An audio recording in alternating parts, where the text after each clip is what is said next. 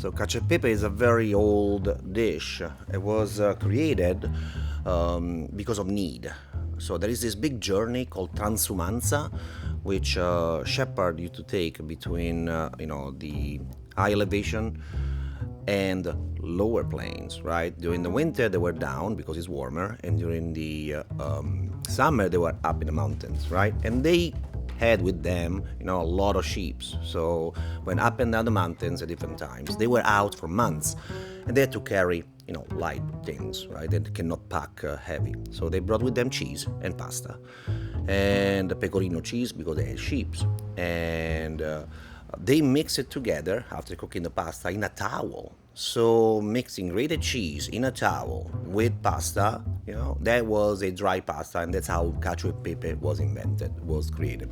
The pepper part comes to add a little bit of the prestige, let's say, because pepper is a spice that was rather expensive and rare back in the days. Today is a little more common, but there was a way to, again, spice up the pasta, which otherwise is very simple. Eventually, they found it to be a little too dry, then they add a little bit of the starchy water from the cooking of the pasta itself, and became a little creamier.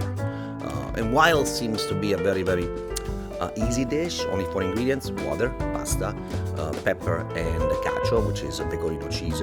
It is difficult to execute because you have to have the right temperature, the right ratio. In fact, a researcher, Italian physicist, won a Nobel Prize for, it's kind of like a tongue-in-cheek Nobel Prize, it's a Nobel Prize nonetheless, for the execution of this particular recipe.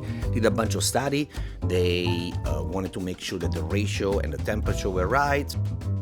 So boil the pasta, grate some cheese, freshly grated cheese, peppercorn, which you crack and then you toast on a skillet. Mix them together, making sure to add pasta water little by little as needed. And I will suggest to do it off the stove because otherwise you're gonna actually clap it up.